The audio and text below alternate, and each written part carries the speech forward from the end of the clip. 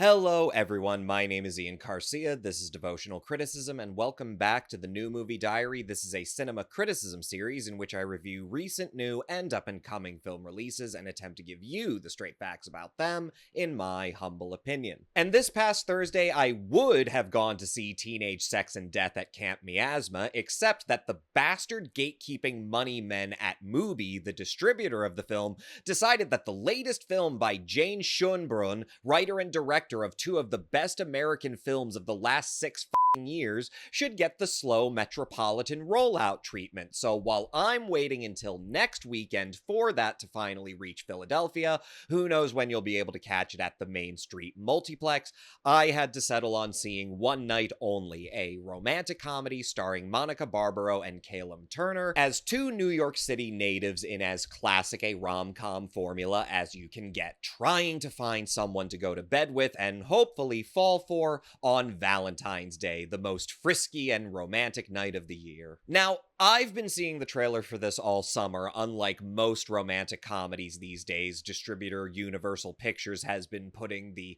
publicity for this thing in front of just about every spring and summer picture, regardless of genre, which tells you they really wanted this to be a big hit in a way that it's proving increasingly difficult for rom-coms to be these days. And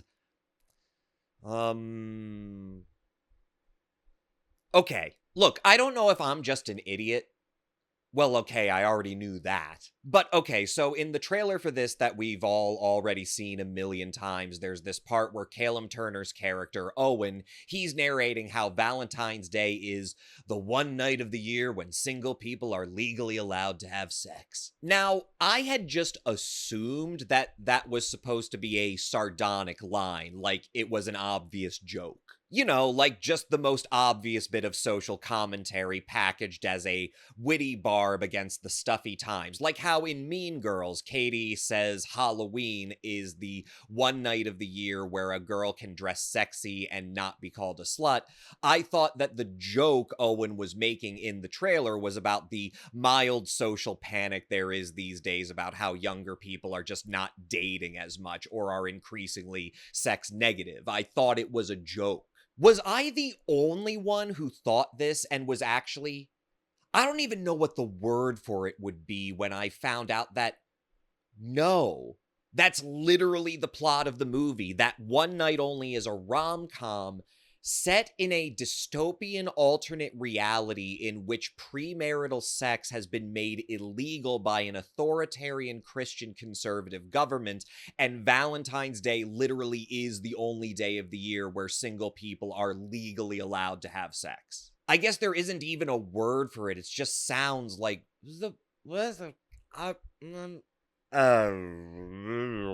okay, so One Night Only is a little broad as rom-coms go. It's a little more on the absurdist side. I see a lot of people making the obvious comparison to the Purge franchise, but in terms of the style of humor here, I would say it's more like that mediocre Ricky Gervais star vehicle, The Invention of Lying. You remember that? That's kind of where we're at. A rom-com that really, its sense of humor, its situational comedy is a lot more on the nose because it's done in this speculative, absurdist context, and where it's best to not think about it too hard, because the filmmakers are plainly not and don't intend you to, even though you might be tempted to ask how this premise is even really making the story more funny or at least artfully whimsical, where it starts to feel like it's instead pretentious a little bit. Because I do really feel that it's defensible, even if I'm the only person alive who thought that the line about it being illegal for single people to have sex outside of prescribed social bacchanal,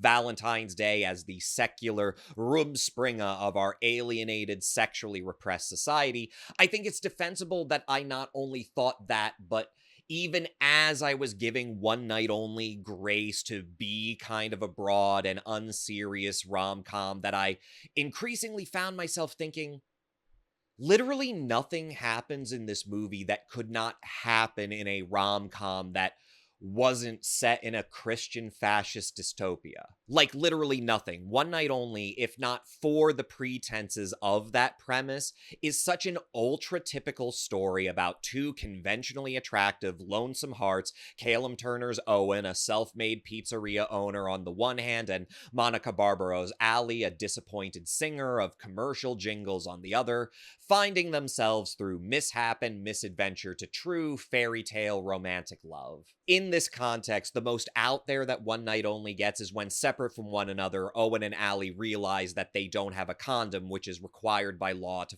as well, and they go on desperate searches for one because both of them have a perfect score lined up, but of course all the convenience stores and bodegas are fresh sold out except for one where the owner is upcharging the last remaining condom for $200. But even then, you could just do that without a dystopia angle. In fact, that would kind of be funnier, wouldn't it? Implicitly? Like, yeah, it's broad and unrealistic, but we're not looking for precise and realistic typically with rom-coms, right? We know the game, we know the fantasy, we like to indulge, and it would actually be pretty funny if some guy or lady was about to score and then they realized, oh, I don't have a condom. It would be funny if they literally couldn't find a condom without running blocks from one place to another. I don't really think screenwriter Travis Braun really got anything out of even his own twist dystopian premise here. But then again, I'm just going to say it, a lot of the one-liners and gags in this are so forced and so artificial in their tone, so seemingly obvious and yet somehow disconnected from anything you'd think of as being appropriate to a situation. I really do think this thing was mostly written by AI prompt and then punched up later, and even if I'm wrong that we aren't yet again seeing the merely unannounced encroachment of AI intermediaries into even just screenwriting and film development with One Night Only, it's bad enough that the comparison is apt. It feels like it was written by an artificial intelligence. Will Gluck's direction of this is so tedious, there's no rhythm to even the most elaborate slapstick set pieces. Turner and Barbaro have awful chemistry together, but then again, from the publicity to the final film, One Night Only doesn't really even seem to star Turner or Barbaro at all. The most you can say is that it stars Turner's chin and Barbaro's legs, and I'm not knocking either of those features. Frankly, Barbaro's legs are the only reason I went to see One Night Only, and before anybody judges me for it, before nearly every single movie I saw in theaters this month, they were just shoving Barbaro's legs up my nostrils, so nobody gets to be mad at me if I said, fine. If that's what you've got to work with as a selling point, it's as worthy as any. She's a lovely lady. She looks really good in that dress. But Barbaro's legs really in and of themselves, for me at least, became such a haunting, definitional feature of everything that is not just bad about One Night Only, but also low-key gross and offensive even to a certain degree, especially given the times. I'm not going to do a deep dive into discourse with this one because frankly, after already having seen an actually good original rom-com of sorts, Greg Araki's I Want Your Sex did an excellent job of satirizing a contemporary America that outwardly or under certain controlled circumstances seems so hedonic and wild, but is really still just so grossly dysfunctional and repressed about sex. I don't have the energy to give One Night Only the big new movie rant treatment, and I wouldn't let Gertie back there off the leash for something as small pickings as this, but I will say just enough to say that I get that the filmmakers of this might not have just been thinking of it as a novel twist on the rom-com, that they were trying something similar in terms of a biting social satire, portraying this not so absurdist scenario where the ascendant right-wing Christian nationalists of our very own time have successfully enforced traditional heterosexual monogamy by making premarital sex itself illegal. The problem isn't that the satire of One Night Only isn't legible. It's not that it isn't in some ways totally astute if you're just following the logical extremes about how the right wing in the United States is systematically attacking the right to abortion, comprehensive sexual education, including education about non-heterosexual expressions of sex and coupling and variance in gender beyond patriarchal binaries. But even right there with that last part, even with the inclusion of Quintessa Swindell as Allie's token lesbian roommate who gets to have this absolutely embarrassingly, shallowly confident line about how, oh, we've been breaking the rules since forever, you guys are just playing catch up. It's almost absurd the degree to which, even as we're shown at the outset of Valentine's Day, the timer counting down on legal sex, the camera-ready model New York City extras filling the streets and flying into frenzy, taking their clothes off and f***ing in cars and offices and wherever else, that almost all of it, except for one old gay couple having dinner together in a window, not even having any flamboyant intimacy, all of the sexual bacchanal is so straight, and in New York fucking City. And the tokenism doesn't stop with Swindell. It is very apparent that the casting of this film was not in any sense meaningfully colorblind for smaller roles, with a particular emphasis on pairing black and white speaking roles as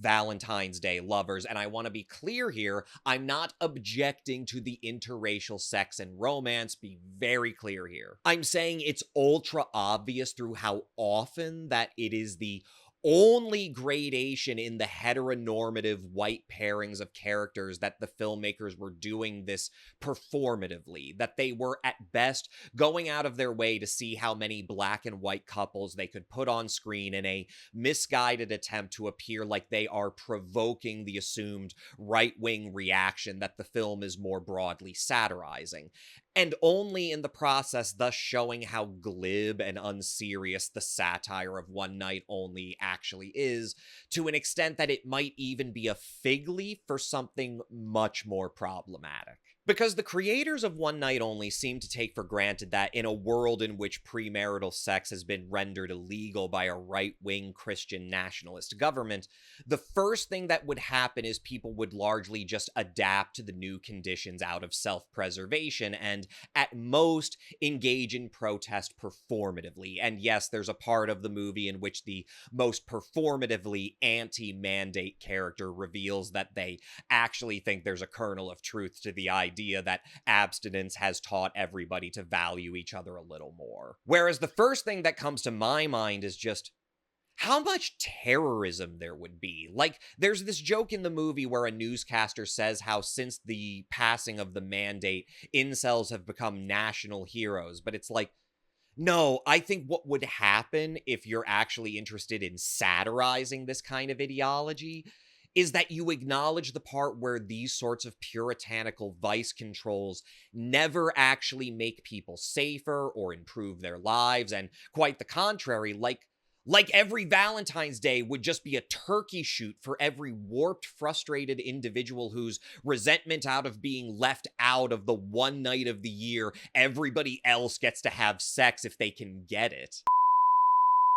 We already know in more sexually puritanical parts of this country where abstinence is more emphasized, where there is more of a deep evangelical Christian culture of sexual repression, that you have higher STD rates, that you have explosive consumption of pornography, that you have higher rates of sexual trafficking and illicit sex work that is being exploited or groomed or manipulated or abused in some way. Where are all the teenage moms who should be walking around this city? One Night Only is ensconced in a glib satirical world that isn't even really satirical. It's a classic example of confusing a parody caricature of the ideology you're critiquing with actually following the logic of that ideology to an absurd, speculative extreme. This movie shouldn't be like The Invention of Lying. It should be like The Discreet Charm of the Bourgeoisie. There should be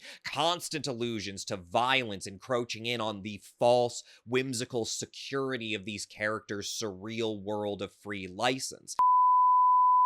And besides just being an ineptly written and directed romantic comedy in and of itself, One Night Only can't help but betray the utter tastelessness of even its most charitably assumed ambitions. It wants to be as broad and appealing as possible, which means that it's completely toothless. And so, while you might not be able to confidently say that it's cryptically endorsing the values of its dystopian setting, ironically, by its own lack of seriousness, its own glibness in its satirical approach, One Night Only instead becomes a work that isn't really satirizing that kind of Christian nationalist fascism, but functioning as a liberal appeasement to the right-wing reaction it only caricatures in the most obvious and vapid ways that never actually get uncomfortable for the audience to sit with or find some twisted way of finding humor in it. It does more to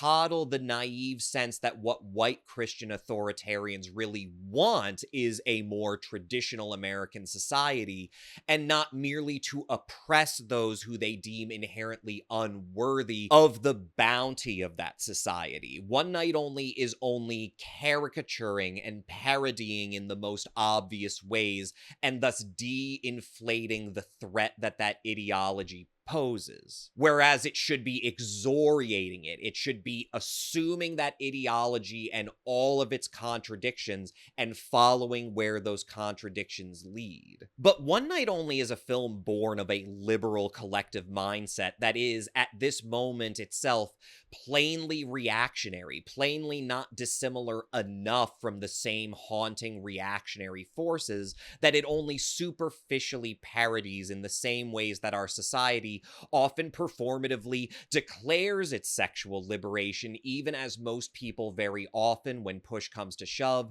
deal with a lot of different kinds of sexual repression and frustration before even getting to questions of romantic love. And in that way, Monica Barbaro's legs aren't just legs, they are like Fox News legs. That's what the tone, the taste of One Night Only is like. Just of this jockeying, hawking, wallowing in an obviously awful and sadistic worldview where the reward for one's frothing commitment to the illusion of traditional American values is that always, in every shot of a big round table news desk, you got at least one young, conventionally attractive white lady with long, bare legs. One Night Only is such a bad movie, it even manages to take something as beautiful as Monica Barbaro's legs and make you feel just ick from them. Like you're thinking to yourself, oh, I know the type of leg guys this is for, and it is not me, man. One Night Only, glad it was. Good lord, I'm giving it a 2 out of 5. Don't bother, you're not missing anything even delightfully bad or nuts. Anyway, I'm getting out of here. Thank you so much for sticking through this whole video, and please don't be a stranger to shouting out in the comments. What did I get right? What did I get wrong? Otherwise, please share, like, subscribe, bell, yada yada.